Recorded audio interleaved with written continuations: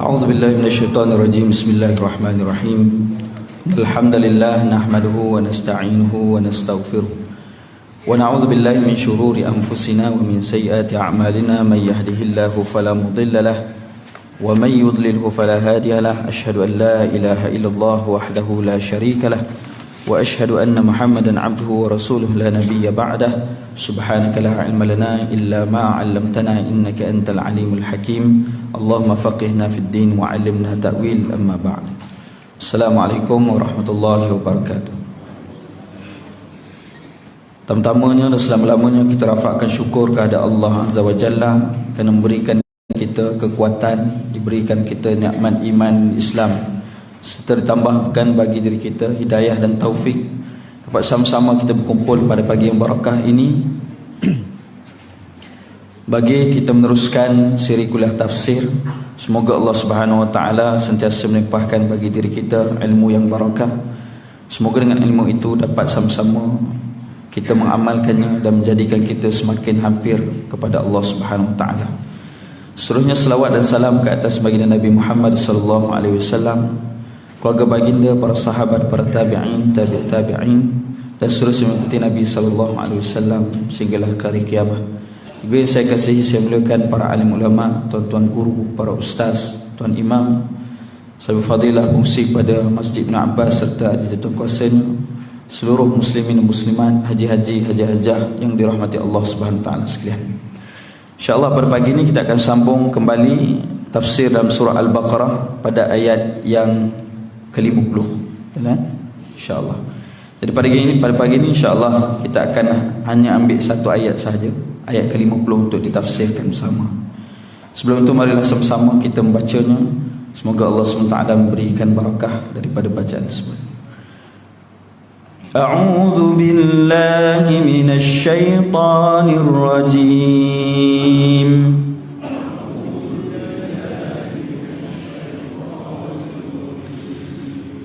وَإِذْ فَرَقْنَا بِكُمُ الْبَحْرَ فَأَنْجَيْنَاكُمْ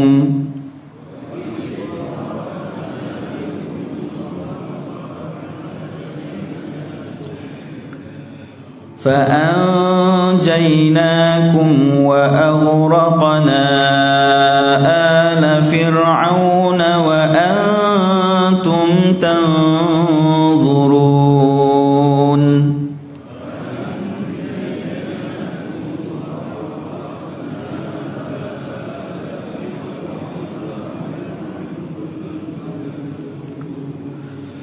Dan kenangkanlah ketika kami belahkan lautan merah untuk kamu lalui kerana melarikan diri daripada angkara Fir'aun. Maka kami selamatkan kamu dan kami tenggelamkan Fir'aun bersama-sama tenteranya, sedang kamu semua menyaksikannya. Sadaqallahul azim.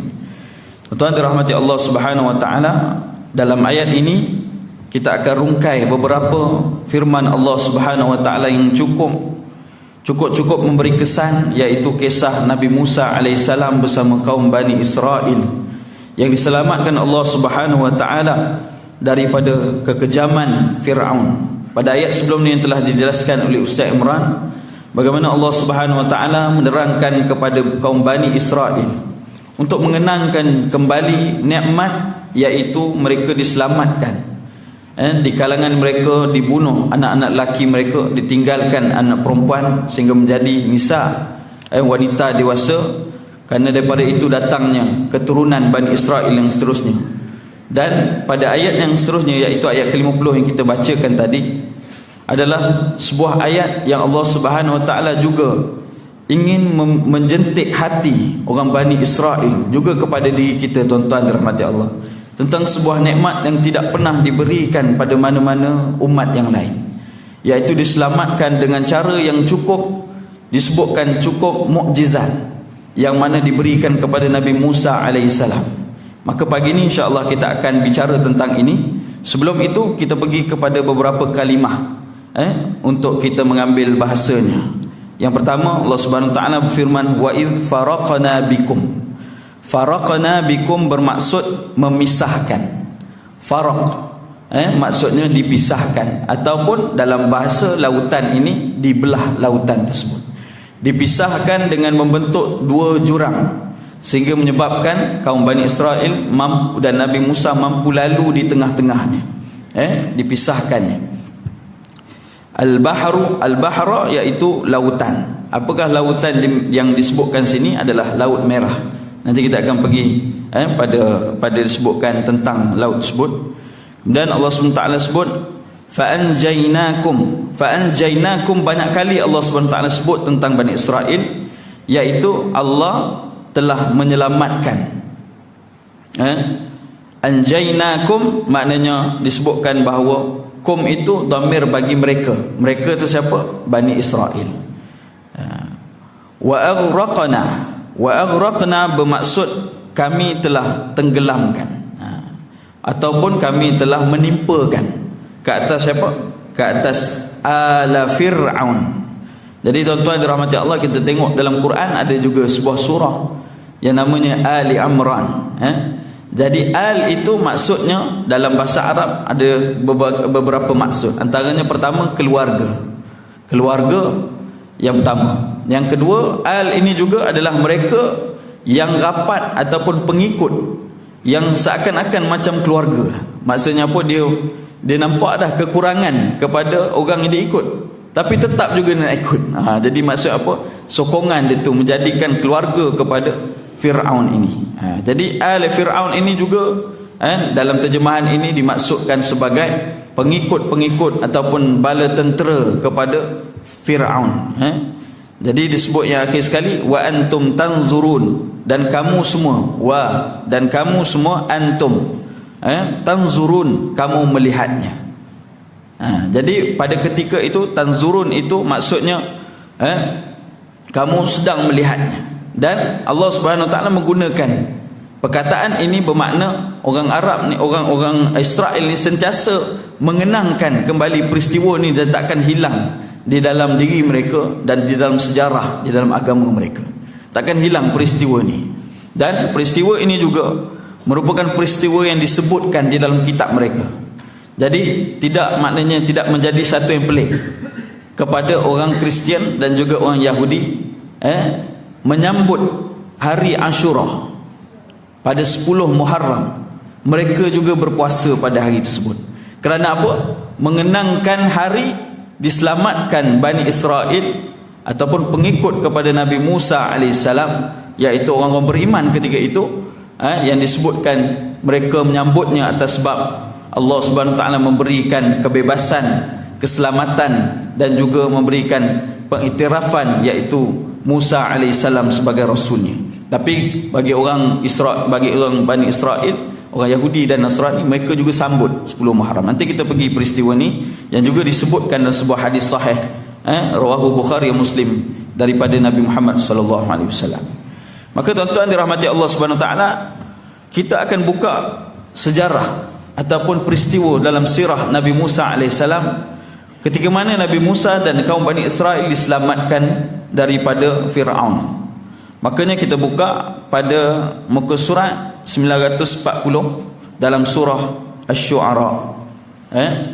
Di dalam surah Asy-Syu'ara ini, dalam muka surat 940, Allah Subhanahu Wa Taala telah menceritakan dengan sangat detail tentang bagaimana Nabi Musa alaihissalam melakukan dakwah dan pesanan dia kepada Fir'aun. Jadi tuan-tuan dirahmati Allah Subhanahu Wa Taala, surah Asy-Syu'ara yang mana bermaksud perihal bagi ahli syair, dalamnya terdapat banyak kisah-kisah Rasul, antaranya Nabi Musa, Nabi Ibrahim dan ada beberapa Rasul yang lain diceritakan di dalam surah ini. Maka kita nak ambil sebahagian daripada ini, iaitu kisah Nabi Musa alaihissalam. Kita buka pada ayat yang ke-10.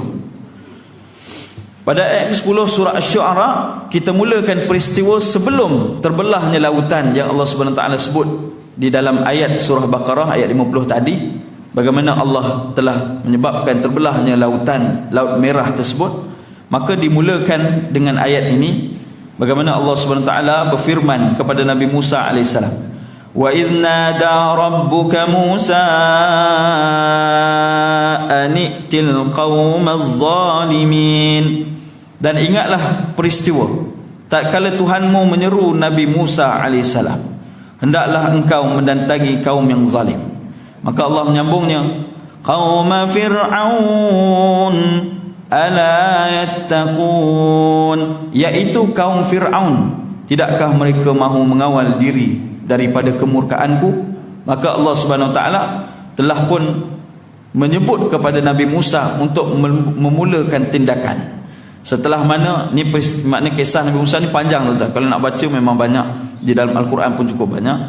Tapi kita ambil sebahagian daripadanya. Maka sampai ketikanya Allah Subhanahu wa taala menyebut pada Nabi Musa untuk kembali bertemu dengan bapa angkat dia, iaitu Fir'aun. Jadi kita pun tahu bahawa Nabi Musa telah dijaga oleh Fir'aun daripada, maknanya usianya kecil, daripada bayi sampailah dia besar dewasa. Dia nak sebut banyak lagi peristiwa sebelum tu, tapi kita sentuh yang ni dulu. Jadi Nabi Musa pun merayu dengan berkata, dia menyebut kepada Allah Subhanahu wa taala, qala rabbi inni akhafu an yukadzibun. Dia merayu pada Allah, wahai Tuhanku.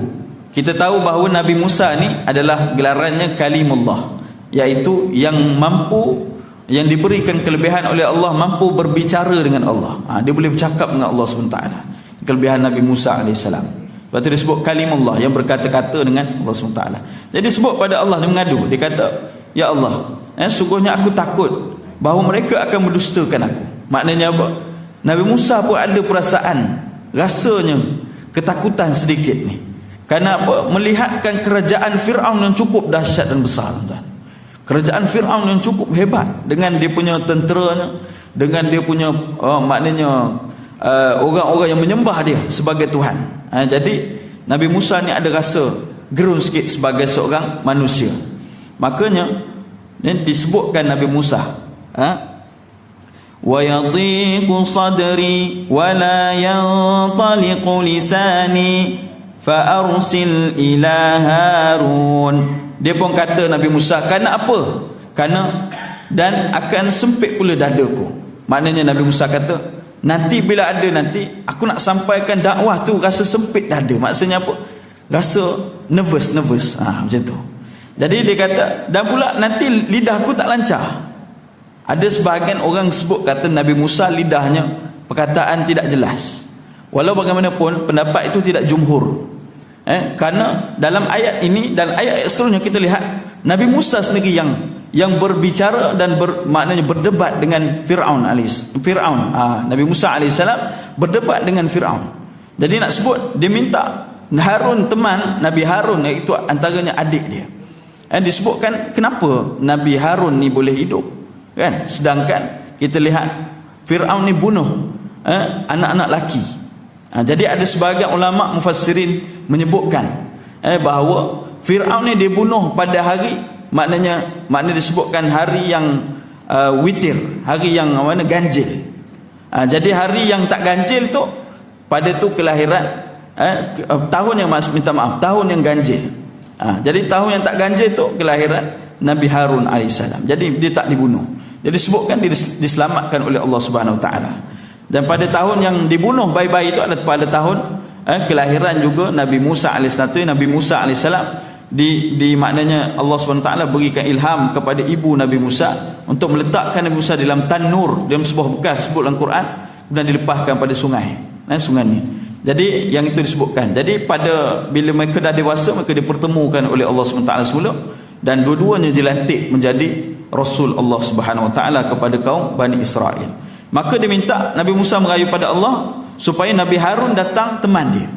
Kerana apa? Takut nanti dia ni mungkin dia jadi marah, sempit dada ni, dalam erti kata pertama nervous. Bila nervous dia tak boleh nak sampai dakwah secara sampai direct, tak boleh. Jadi dia kena ada teman. Yang kedua takut marah ataupun datang kata apa, perasaan yang tak sesuai dan menjadikan dakwah tu tak dapat sampai dengan baik. Makanya diperintahkan Allah untuk pergi, maka Nabi Musa minta untuk bersamanya Nabi Harun alaihissalam. Jadi yang ini saya akan terus kepada ayat-ayat seterusnya diceritakan selepas itu. Nabi Musa alaihissalam pun pergi bertemu dengan Fir'aun. Makanya disebutkan bahawa ketika mana Nabi Musa AS datang masuk kan, mana Nabi Musa dah lama dah tinggal istana ni, kerana dahulunya memang dijaga oleh Fir'aun. Makanya pada ketika Allah SWT perintah Nabi Musa untuk masuk, hakikatnya kita fikir balik, sebuah istana yang dijaga oleh maknanya ratusan ribu tentera ataupun penjaga pengawal, macam mana orang tu nak masuk jumpa dengan Fir'aun? Cuba tuan-tuan bayangkan, kalau seorang yang tak ada kaitan dengan Fir'aun, mustahil dia akan dapat jumpa dengan Fir'aun. Fir'aun duduk dalam istana yang cukup, maknanya besar dan dalam, tak mampu dilalui oleh orang. Kalau orang tu nak selinap masuk pun mustahil, kerana dia mungkin akan mati di pertengahan jalan, kerana terlalu banyak mata dan terlalu banyak pengawal yang melihat. Tapi Nabi Musa mampu untuk masuk daripada pintu hadapan, sehingga akhirnya bertemu berhadapan dengan Fir'aun. Nak sebutkan apa? Kerana ini adalah perancangan Allah Subhanahu Wa Taala. Bagaimana Allah telah meletakkan orang yang nanti akan maknanya akan menyebabkan Fir'aun itu maknanya mati bersama kaumnya, maknanya meruntuhkan empire Fir'aun itu adalah orang yang dibesarkan sendiri oleh Fir'aun. Nak sebutkan iaitu Nabi Musa AS. Kalaulah Fir'aun tak besarkan Nabi Musa, mustahil dia akan benarkan Nabi Musa masuk untuk berjumpa dengan dia. Pasti awal tu telah pun dibunuh. Tapi sebabkan dia ada hubungan, maka bila dia masuk tu, diceritakan sebahagiannya, pengawal-pengawal tu melihat Musa ni, melihat dengan ada perasaan respect lagi, kerana oh ini anak Fir'aun ni, anak Fir'aun. Bayangkan, takkan kita nak pergi bunuh anak Fir'aun, bapa ada dekat dalam, ni anak nak masuk. Walaupun benar anak dia lari sekejap, kerana ada peristiwa sebelum tu, kerana dia lari sekejap, jauh lama lah juga tuan-tuan, bertahun-tahun. Jadi balik pada tu, oh ni anak kepada ni Fir'aun ni. Jadi mereka semua maknanya membenarkan Nabi Musa masuk bersama dengan Nabi Harun AS. Masuknya Nabi Musa maknanya kerana ada pangkat tersebut di dalam istana. Maka bila mana Nabi Musa boleh masuk, bertemu dia dengan Fir'aun. Jadi bila mana berjumpa dengan Fir'aun, maka disebutkan Fir'aun ni terus kata pada Nabi Musa. Tengok ayat 18. Ayat 18 berkata Fir'aun, qala alam nurabbika fina walidan walabithta fina min umurika sinin. Fir'aun pun kata pada Musa, bukankah kami yang jaga kamu? Dia kata alam nurabbika, bukankah kami yang jaga kamu sama ni, menyediakan apa yang keperluan kamu, membesarkan kamu, dan disebutkan semasa engkau kanak-kanak yang baru lahir. Maknanya disebutkan bahawa Nabi Musa ni memang diambil daripada bayi lagi, maknanya dijaga sebagai seorang anak. Maka Fir'aun pun sebut tentang apa jasa-jasa dia kepada Nabi Musa AS. Dan bukankah kami bagi kamu ni tinggal dalam istana ni di kalangan kami, maknanya jadinya kamu di kalangan kami ni selama berapa tahun di dalam umur kamu. Memang lama Nabi Musa duduk bersama dengan Fir'aun, dan memang dianggap sebagai anak Fir'aun. Dan kemudian disebutkan yang ini maknanya selepas pada tu diingatkan balik Nabi Musa pernah sebelum ni membunuh salah seorang daripada pengawal Fir'aun. Yang ni kita cerita kemudian insya-Allah. Dan kemudian Nabi Musa pun melakukan debat dengan Fir'aun. Masa ketika itu Nabi Musa menceritakan, mengajak Fir'aun sebenarnya, mengajak Fir'aun dengan tidak ada kemarahan ataupun tidak ada emosi, dengan tujuan khas, mana tujuan yang sungguh-sungguh bila Allah SWT hantar Nabi Musa kepada Fir'aun untuk kembalikan Fir'aun ni kepada jalan redha Allah SWT.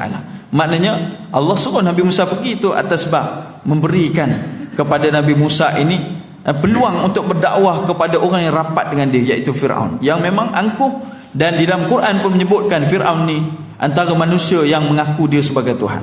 Disebutkan dalam Quran, wa ana rabbukumul a'la, dan aku ni adalah Tuhan kamu yang maha tinggi. Fir'aun sebut kepada kaum dia.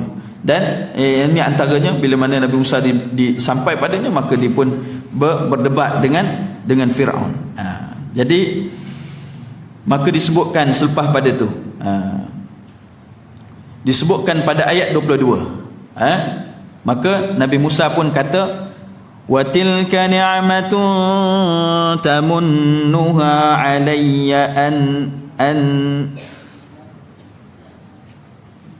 أن عبدت بني إسرائيل. Dan budimu memeliharaku, yang engkau bangkitkan itu adalah kerana engkau telah bertindak memperhambakan kaum Bani Israel.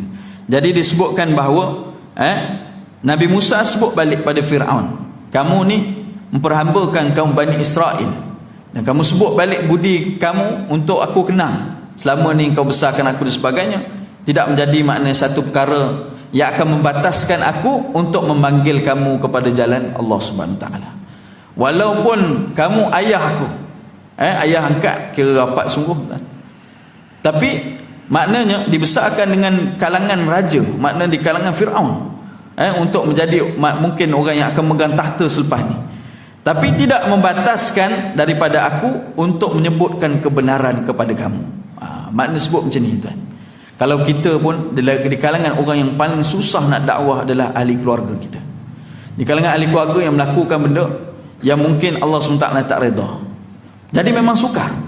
Tapi kita tengok macam mana Nabi Musa AS, ni orang yang besar kan dia ni, yang makna memberikan kemuliaan pada dia, tapi sebabkan orang tu tak mengikut perintah Allah, tetap Nabi Musa kena sebut juga kebenaran. Walaupun hatinya pada awal tadi kita tengok dia ada juga perasaan nervous, ada juga takut, minta orang teman juga nak beritahu kata betapa orang ni berkuasa, tapi tetap juga dia datang untuk memberikan peringatan dan untuk orang ni kembali pada Allah SWT. Sebab apa? Sebab kasihnya dan juga kerana perintah daripada Allah Subhanahu Taala untuk menyampaikan kebaikan dan menghalang orang daripada kemungkaran, terutama ahli keluarga kita. Maka kalau ada ahli keluarga begitu, kita melakukannya dengan hikmah dan perlahan-perlahan untuk mengajaknya, untuk mengajak dia kembali pada Allah SWT. Mungkin ada yang tak solat, ada yang melakukan benda-benda yang lari daripada agama, maka mengajaknya dengan kebaikan, panggil dia, berbicara dengan dia, melakukan dialog dengan dia supaya dia kembali pada Allah Subhanahu Taala. Yang ini dilakukan dalam peristiwa Nabi Musa bertemu dengan Fir'aun.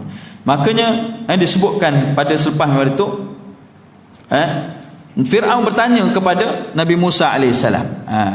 Qala Fir'aun wa ma rabbukal alamin. Makanya dia tanya pada Musa, siapa dia ni yang kamu sebut Tuhan kepada sekalian alam ni?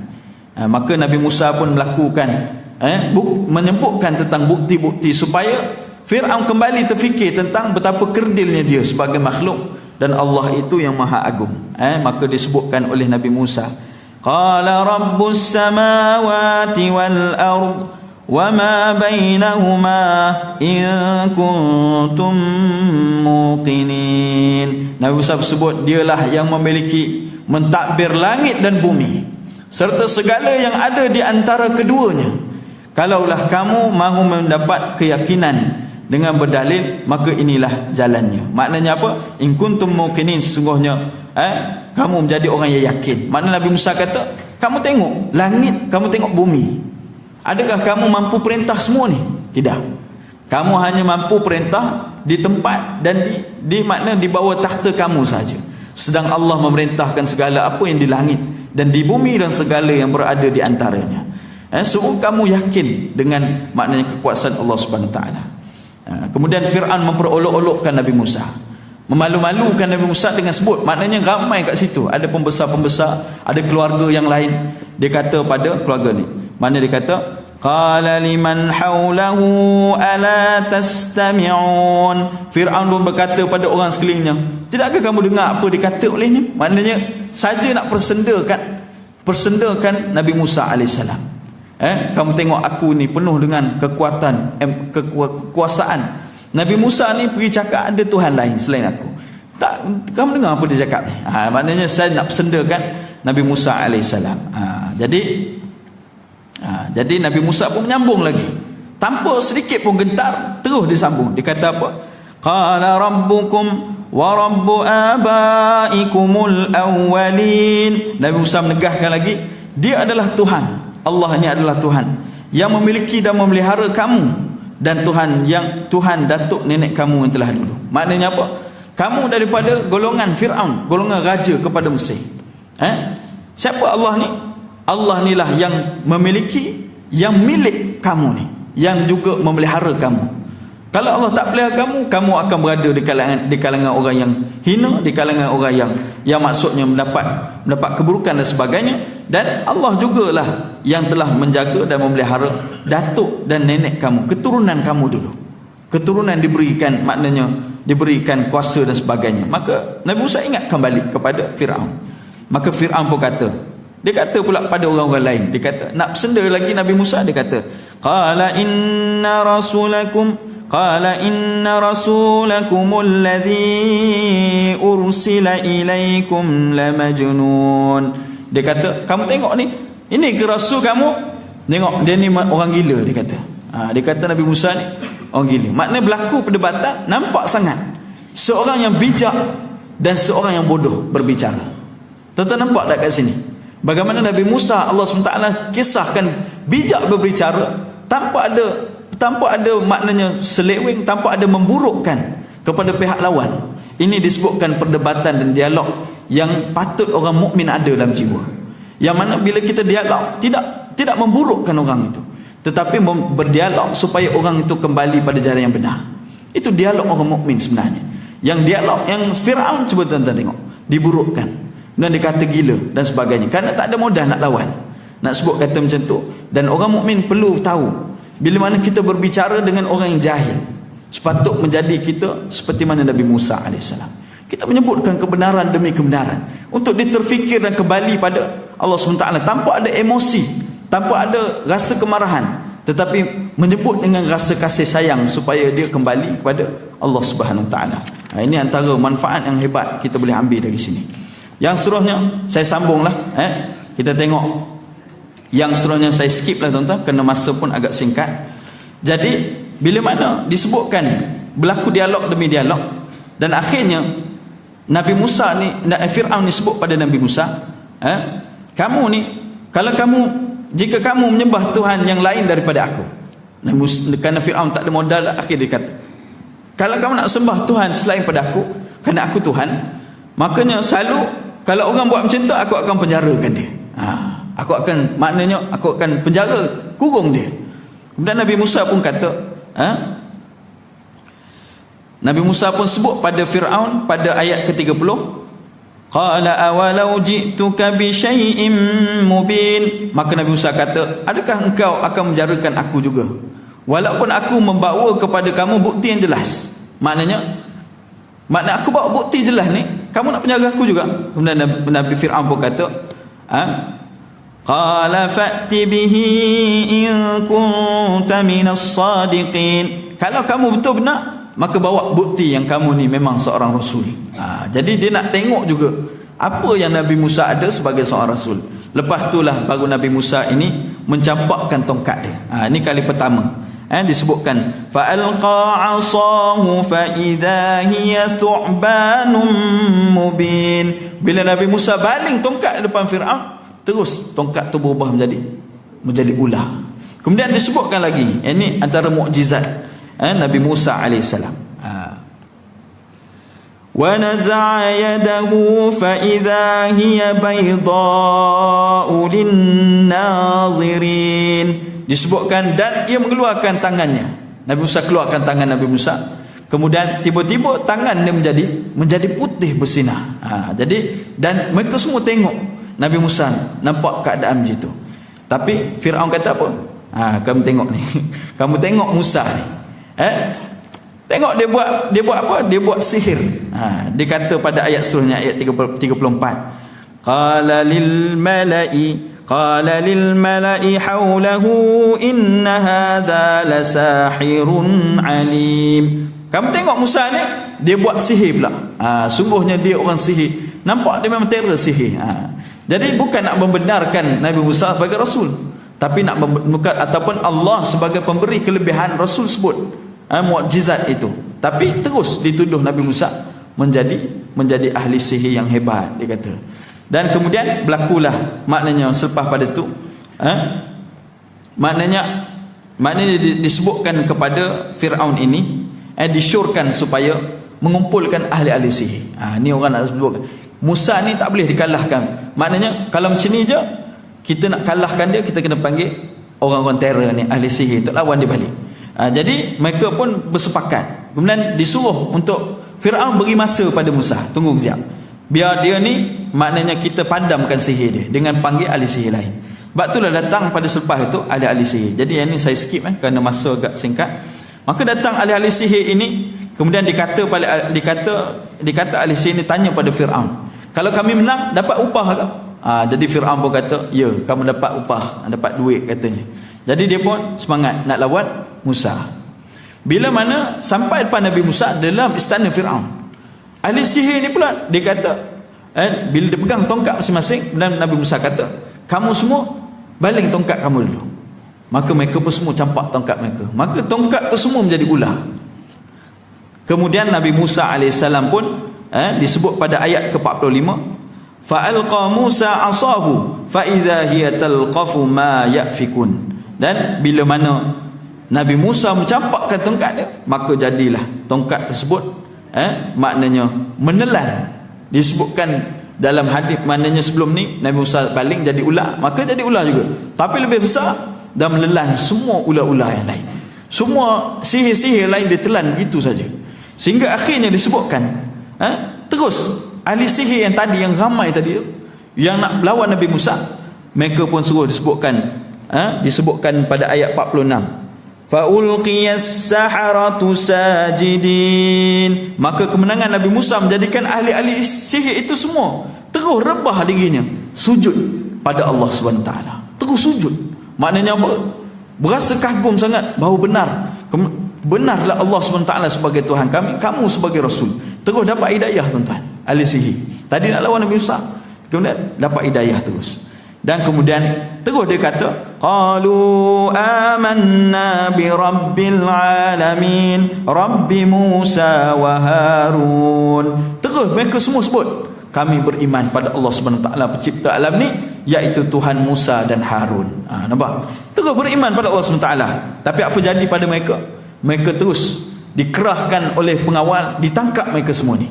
Kemudian Fir'aun terus cabar mereka, kata, kamu nak balik tak beriman pada aku atau tidak?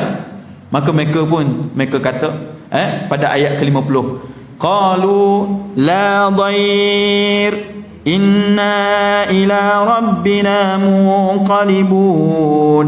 Dia kata, kenapa? Fir'aun ugut mereka. Dia kata, kamu kalau tak nak beriman pada aku, kenapa? Fir'aun dah mula rasa tergugat.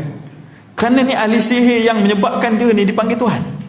Contoh bayangkan, kenapa? Dia manusia biasa, jadi dia upah ahli sihir untuk menampakkan kekuasaan dia sebagai dia ni macam Tuhan. Tapi dalam masa sama dia bagi upah pada ahli sihir ni. Macam tu. Jadi bila mana dia kata dia tengok tergugat, kenapa ahli sihir dah mula sembah Allah, tak sembah dia lagi, kerana hilangnya kekuasaan dia, hilangnya dia punya ketuhanan dia. Maka dia pun kata pada ahli sihir, kalau kamu ni tak mau sembah aku, maka aku akan potong tangan dan kaki kamu dalam keadaan bersilang. Dan kemudian akan kamu disalib, akan kamu dipalangkan, supaya orang melihat pengajaran bagi orang tak nak beriman kepada Fir'aun. Jadi bila jadi begitu, dia pun cakap, tak ada, kami tak akan kembali, kami akan terus beriman kepada Allah SWT. Maka mereka semua dibunuh dalam keadaan beriman, seketika beriman, tapi menjadi orang yang diredai oleh Allah SWT. Seketika beriman, orang yang telah, maknanya dia pun minta pada Allah selepas tu. Pada ayat 51, ahli sihir ni pun doa pada Allah. Dia kata, sungguhnya kami sangat harap supaya Allah SWT ampun dosa kami, kerana kami ni orang yang mula-mula beriman. Maknanya apa? Dalam peristiwa ni dia jadi orang yang beriman, terus lantas beriman bila melihat mukjizat yang dikurniakan kepada Nabi Musa AS. Maka bermulalah peristiwa selepas pada itu, bagaimana Fir'aun merasa kemurkaan, merasa marah dia kepada Nabi Musa AS. Tak dibunuh terus, dibiarkan. Dan dibiarkan kembali untuk memberi peluang supaya dapat membunuh semua Bani Israel. Nampak? Dia kata, selama ni aku biarkan kamu, ke Bani Israel, ada sebahagian dibiarkan hidup. Mana ayat sebelum ni kan kita cerita bagaimana dibiarkan para wanita dan sebagainya, dibiarkan. Kemudian sekarang ni tak ada dah, aku akan bunuh semua sekali. Kerana apa? Dah mula melawan ketuhanan aku. Jadi tak boleh dah. Musa dan semua kaum Bani Israel akan dibunuh. Maka Allah pun berfirman kepada Nabi Musa, wa auhayna ila Musa an asri bi'ibadi innakum muttaba'un. Allah pun berfirman kepada Nabi Musa, hendaklah kamu bawa semua hamba-hambaku, Bani Israel itu, keluar pada waktu malam. Malam ni keluar. Kemudian sungguhnya kamu nanti akan dikejar oleh Fir'aun dan bala tenteranya. Makanya keluar semua Bani Israel daripada Mesir itu.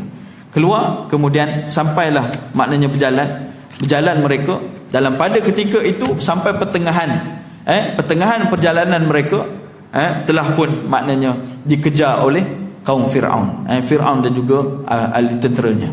Makanya Fir'aun ini disebutkan pada ayat-ayat seterusnya meninggalkan istana mereka, meninggalkan kekayaan mereka. Kerana apa? Mereka tak tahu, tak sangka selepas ni mereka tak akan kembali balik ke mana? Ke negara Mesir itu. Maka terus dia mengejar. Bila sampailah maknanya Nabi Musa ini sampai ke sebuah tempat, maknanya perjalanan tu yang agak jauh, sehingga maknanya sampai kepada waktu fajar, nak pagi dah. Bila sampai waktu fajar, makanya sampailah Nabi Musa AS dengan kaumnya di satu tempat yang dekat dengan Laut Merah, tuan-tuan. Jadi bila sampai di situ, maka Nabi Musa ini dipertanyakan oleh kaum dia.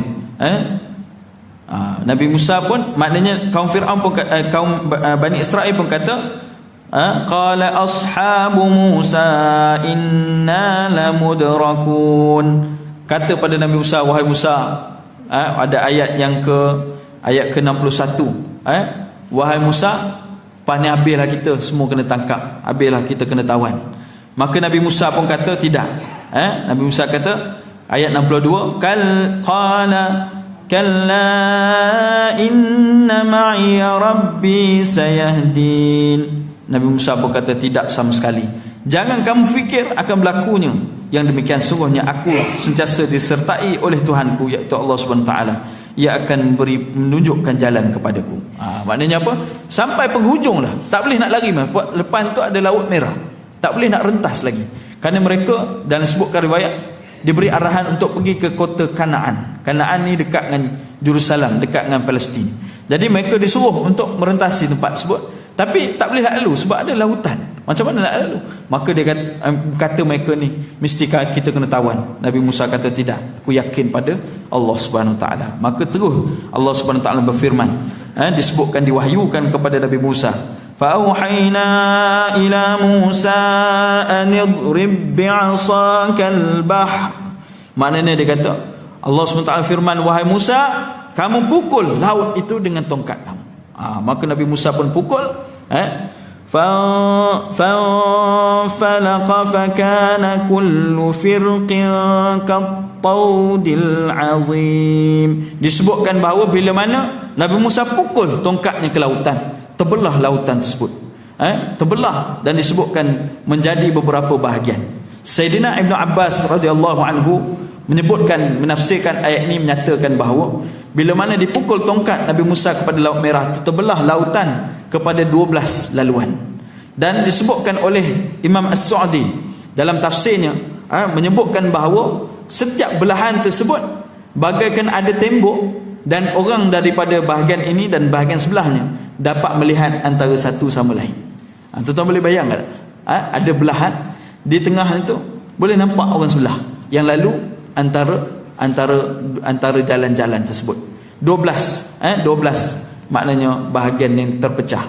Yang ni ada juga ulama sebut kerana adanya 12 tribes, 12 keluarga di kalangan anak-anak Nabi Yaqub AS. Ada 12 orang, ada 12 pecahan. Jadi sebab itu mereka lalu jalan tersebut yang telah dibelahkan oleh Allah Subhanahu Wa Taala. Makanya bila selepas pada itu, masuklah Fir'aun ke dalam tempat tersebut mengejar. Dan disebutkan perjalanan merentas tersebut, ada sebahagiannya kerana apa, tempat tersebut tidak diketahui, tidak dipastikan di mana. Walau bagaimanapun disebutkan bahawa tempat tersebut disebutkan bahawa ada di sebuah tempat yang mana disebutkan dalam kajian beberapa orang saintis. Dia kata tempat terbelah tersebut ada disebut macam legun, macam tepi lautan, yang mana dikenali tempat tersebut sebagai Tasik Tanis. Mungkin tuan-tuan boleh google nanti tengok macam mana. Tasik Tanis di selatan Laut Mediterranean, dekat dengan Laut Merah. Saya nak terangkan susah, tuan-tuan boleh buka, mungkin boleh tengok macam mana gambar dia. Jadi dia kata dekat Tasik Tanis tu. Walau macam mana pun masih belum terbukti benda tu benar atau tidak, di mana lokasi sebenarnya. Tapi walau macam mana pun ada pendapat yang sebutkan perjalanan tu terlalu jauh. Perjalanan tu lama, memakan masa yang lama. Ada sebut hampir 4 jam laluan tersebut. Ada yang sebut macam tu. Dan kaum yang mengikuti Nabi Musa alaihissalam tidak dipastikan berapa ramai, tetapi ada sebahagian riwayat yang menyebutkan hampir 70,000 orangnya. Dan ada juga sebut hampir 200,000. Maknanya ramai kaum Bani Israel, bukan sikit-sikit yang lalu situ, ramai lalu. Jadi Allah Subhanahu Wa Taala bila mana selesai saja lalu, maka Allah pun menutup kembali lautan tersebut, sehingga disebutkan dalam tafsir bahawa bila mana ditutup itu bagaikan tsunami. Maknanya berlaku satu ombak yang cukup dahsyat, menenggelamkan kesemuanya, menghimpit semuanya ke dalam lautan. Tidak timbul mereka, semua duduk dalam lautan. Jadi itu antaranya tuan-tuan dirahmati Allah SWT. Jadi peristiwa ini merupakan peristiwa Allah SWT menyelamatkan kaum Bani Israel, dan juga melalui Nabi Musa alaihissalam. Nabi Musa alaihissalam, makanya sebab itulah Allah SWT sebut dalam surah Baqarah ini, ingat, kenang kembali saat ketika aku selamatkan kamu, pada ketika tak ada jalan keluar. Ni jalan yang maksudnya mustahil, jalan mustahil bagi orang selamat, tetapi tetap kamu diselamatkan dengan disebutkan dengan mukjizat yang aku telah berikan kepada Nabi Musa alaihissalam. Maka tuan-tuan dirahmati Allah Subhanahu Wa Taala, berkenaan dengan Firaun, Firaun yang dikisahkan dalam cerita ini, ada masa sikit lagi tuan-tuan, boleh insya-Allah. Saya nak minta tuan-tuan buka pada muka surat 496. 496. Ayat ini merupakan ayat ijaz fi ulumil Quran, ayat mukjizat Al-Quran. Tuan-tuan tengok pada ayat 496. Muka surat 496, surah Yunus ayat 92. Okey, 496 ayat 92 surah Yunus. Baik. Tuan-tuan dirahmati Allah SWT, lepas Allah SWT matikan Firaun tersebut, makanya diselamatkan kaum Bani Israel. Disebutkan bahawa Firaun ini, yang mana ada sebahagian saintis menyebutkan bahawa Firaun yang mati itu adalah Ramses yang kedua. Ada juga yang sebutkan bahawa dia adalah maknanya Firaun Maniptah, antara dua ni lah, wallahu alam. Jadi Ramses dulu, lepas Ramses kedua dulu, lepas tu baru Maniptah. Tapi dia tak tahu mana satu yang benar. Tapi nak sebut pada tahun 1975, seorang saintis nama Dr. Maurice Bucaille, tuan-tuan boleh buka. Dia seorang pakar bedah ataupun bahagian kedoktoran yang pakar dalam bidang pembedahan di Perancis. Jadi apa kaitan dia dengan Firaun ni? Dia ni telah, maknanya ada orang menemukan jasad Firaun. Jasad Firaun telah ditemukan, disebutkan. Kemudian dia ni antara orang pertama dipanggil untuk bedah siasat forensik lah, nak tengok siapa punya jasad sebenarnya. Bila dikaji jasad tersebut, bila dikaji satu persatu, akhir dia tengok bahawa badan ataupun jasad yang mumia ini ditemui di tanah Arab, maksudnya yang dah lama dah, tak seperti Firaun lain yang di mana diawetkan dan sebagainya. Maka dia tengok tak ada satu pun anggota ataupun organ pada Firaun ni yang pecah, yang rosak. Organ hidung dia, organ ni maksudnya barang dalam, tuan-tuan. Kalau luaran ni kita punya fizikal, dalam ni organ, paru-paru, jantung, semua ada elok, tak bersentuh, elok, tak ada rosak, tak ada cedera, tak ada apa, semua okey. Jadi bila dia kaji macam tu, makanya dia melihat kembali kemungkinan besar ni adalah jasad Firaun. Maka dia tak tahu nak selesaikan masalah ni, dia panggil Syekh Abdul Majid Aziz Az-Zindani. Tuan-tuan kenal lagi? Kita buka kitab dia kan, kitab tauhid kan. Jadi dia panggil Syekh Majid. Jadi Syekh Majid ni menyaksikan tubuh tersebut, dan dilihat, dia kata tubuh mumia ni dia berbeza dengan mumia lain. Sebab apa? Di dalam jasad dia penuh dengan garam. Penuh dengan garam. Di celah-celahnya, semua liang-liangnya penuh dengan garam. Maka disebutkan kepada Syekh Majid. Maka Syekh Majid pun duduk, kemudian dia pun membuka firman Allah Subhanahu Wa Taala pada surah Yunus ayat 92. Ini ayat ijaz fi ulumil Quran. Tuan-tuan tengok apa ayat disebut. Allah Subhanahu Wa Taala sebut, فَالْيَوْمَ نُنَجِّيكَ بِبَدَنِكَ لِتَكُونَ لِمَنْ خَلْفَكَ آيَةً وَإِنَّ كَثِيرًا مِنَ النَّاسِ عَنْ آيَاتِنَا لَغَافِلُونَ. Maka pada hari ini kami biarkan engkau, wahai Fir'aun, nunajjika bibadanika, maksudnya kami telah selamatkan, kami telah preserve badan kamu. Preserve, Allah SWT pelihara badan Fir'aun itu. Disebut bibadanika, secara jelas kata badan Fir'aun, litakuna liman khalfaka ayah, supaya menjadi pengajaran dan tanda-tanda bagi orang-orang selepas kamu, untuk menjadi iktibar. Betapa orang, maknanya orang yang dimurkai oleh Allah SWT, dilaknat oleh Allah SWT. Dan Allah menyambung, dan ingatlah sungguhnya kebanyakan manusia lalai daripada memerhatikan tanda-tanda kekuasaan Allah SWT. Dan ini tandanya Allah membiarkan jasad Fir'aun itu, dan sampai kini masih lagi tidak luntur, tidak rosak, berada di museum di Mesir. Siapa pergi Mesir boleh tengok, bukan nak tengok dia, muka pun tak handsome tuan. Nak sebut kata rupa pun buruk, tapi nak sebut Allah pelihara jasad tu supaya kita kenang kembali, dia inilah orang yang mengaku Tuhan, dan orang yang mana telah melawan perintah Allah SWT dan Nabi Allah SWT, iaitu Nabi Musa AS. Dan untuk akhirnya tuan-tuan dirahmati Allah, saya nak sebut tentang Ashura tadi, tentang Ashura. Maka hari tersebut, hari kejadian tersebut merupakan hari yang amat dihormati oleh orang Yahudi dan orang Nasrani. Ketika mana sebuah hadis Nabi SAW yang diriwayatkan oleh Sayyidina Ibn Abbas, boleh tuan-tuan tulis dalam buku, mana nak sebut kata, Sayyidina Ibn Abbas kata, satu ketika bila Nabi sampai Madinah, Nabi tengok orang Yahudi berpuasa pada 10 Muharram, puasa pada ketika tersebut. Makanya Nabi Muhammad tanya pada mereka, kenapa kamu puasa pada hari ini? Maka berkatalah orang Yahudi itu, dia kata apa? Hadza yaumun salih, hari ini hari yang gembira bagi kami. Dia kata, hadza yaumu najjallahu bani Israel min aduwwihim, hari ini adalah hari Allah telah selamatkan kaum Bani Israel daripada musuh mereka, iaitu Fir'aun. Maka fasamahu Musa syukran, dan Nabi Musa telah berpuasa pada hari itu, tanda syukurnya dia kepada Allah Subhanahu Wa Taala. Dan kemudian Nabi pun bersabda, Nabi kata, fa ana ahaqqu bi Musa minkum, aku ni lebih berhak terhadap Musa banding kamu, kerana Nabi Musa Rasul dan aku juga Rasul. Dan akhirnya Nabi pun bersabda, Nabi kata, nasumuhu ta'ziman lahu. Maka Nabi pun perintah umat Islam, kata, kamu puasalah, kita puasa semua pada 10 Muharram, tanda kita mentakzimkan, memuliakan Nabi Musa, dan juga keagungan Allah SWT menyelamatkan Bani Israel pada ketika itu. Untuk itu kita berpuasa pada hari Ashura 10 Muharram. Dan disebutkan kelebihan puasa Muharram ni adalah Nabi kata yukaffir sanah madiyah, maknanya kamu ni akan diampunkan dosa-dosa. Disebut dalam hadis riwayat Muslim, kamu akan diampunkan semua dosa kamu yang sebelum ni, dosa-dosa kecil kamu, sekiranya kamu berpuasa pada hari Ashura. Dan disebutkan pada ketika Nabi hampir wafat, maknanya setahun sebelum Nabi wafat, dalam sebuah hadis yang diriwayatkan oleh Ibn Abbas juga, hadis riwayat Muslim, menyatakan bahawa sahabat-sahabat mengadu, ya Rasulullah, mereka ni duk macam mengejek kita ni, puasa pada hari yang sama dengan mereka, seakan-akan kita meniru mereka.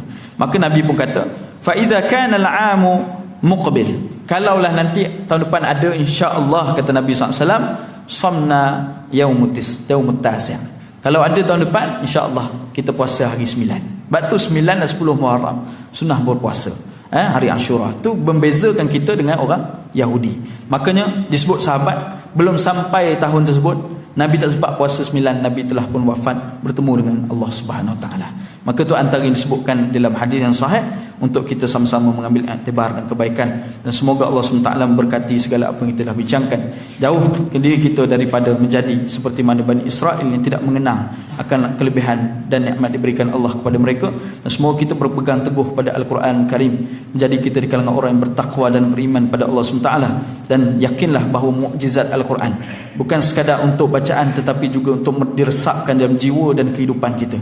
Semoga Allah SWT melimpahkan bagi diri kita kemudahan dalam kehidupan, di samping diberikan syafaat melalui Al-Quran, dan semoga Allah SWT serta memimpin kita menjadi di kalangan hamba yang bertakwa dan hamba yang akan beroleh kejayaan di dunia dan akhirat. Aku qawli hadza wa astaghfirullahaladzim li wa lakum. Yang baik daripada Allah SWT sekiranya saya ada kesilapan kekhilafan, saya mohon maaf kepada tuan-tuan dan puan dirahmati Allah. Berilah teguran kepada saya yang fakir ini. Bismillahirrahmanirrahim. Alhamdulillahirabbil alamin. Wassalatu wassalamu ala asyrafil anbiya'i wa mursalin wa ala alihi washabbihi ajmain.